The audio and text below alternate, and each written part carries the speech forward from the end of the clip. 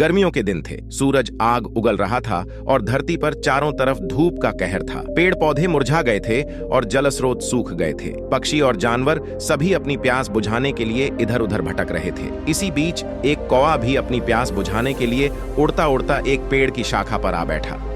उसकी चोंच सूख गई थी और गला सूख रहा था। उसे दूर दूर तक पानी का कोई निशान नहीं दिख रहा था। कौवा बहुत परेशान था। वह सोचने लगा, अगर मुझे जल्दी ही पानी नहीं मिला तो मैं मर जाऊंगा। लेकिन कौवा हिम्मत नहीं हारा। वह उड़ान भरकर आसपास के इलाकों में पानी की तलाश करने लगा। कौवा बहुत दूर तक उड़ता रहा, लेकिन उसे कहीं भी पानी नहीं मिला।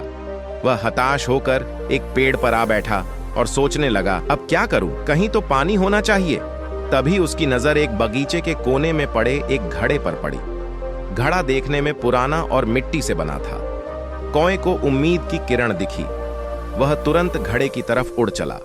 जब वह घड़े के पास पहुंचा तो देखा कि घड़े में कुछ पानी था, लेकिन पानी की सतह बहुत नीचे थी।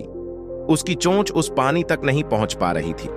कौवा फिर निराश हुआ, लेकिन उसने हार मानने का नाम नहीं लिया। कौवा बहुत बुद्धिमान था। उसने सोचा, अगर मैं इस पानी तक नहीं पहुंच सकता तो मुझे कुछ उपाय सोचना होगा। तभी उसे एक तरकीब सूझी। घड़े के पास ही छोटे छोटे कंकड़ पड़े हुए थे। कौवा समझ गया कि अगर वह इन कंकड़ों को घड़े में डालेगा तो पानी ऊपर आ जाएगा। कौवे ने तुरंत काम शुरू कर दिया। वह एक एक करके कंकड़ अपनी चोंच से उठाकर घड़े में डालने लगा। जैसे जैसे वह कंकड़ घड़े में डालता, पानी की सतह धीरे धीरे ऊपर उठने लगी। कौवा बहुत मेहनत से एक एक करके कंकड़ घड़े में डालता गया। अंततः काफी देर बाद पानी की सतह इतनी ऊपर आ गई कि उसकी चोंच उस तक पहुंच सके। कौवे ने तुरंत पानी पिया और उसकी प्यास बुझ गई। उसे बड़ी राहत महसूस हुई। उसने अपनी बुद्धिमानी और धैर्य से अपनी जान बचाई। फिर वह संतुष्ट होकर उड़ गया और सोचने लगा, अगर मैंने हिम्मत हार दी होती तो शायद आज मैं मर जाता। इस कहानी से हमें यह सीखने को मिलता है कि जीवन में जब भी हमें कठिनाइयां और समस्याएं आएं, हमें धैर्य से काम लेना चाहिए, चाहे परिस्थिति कितनी भी कठिन क्यों ना हो।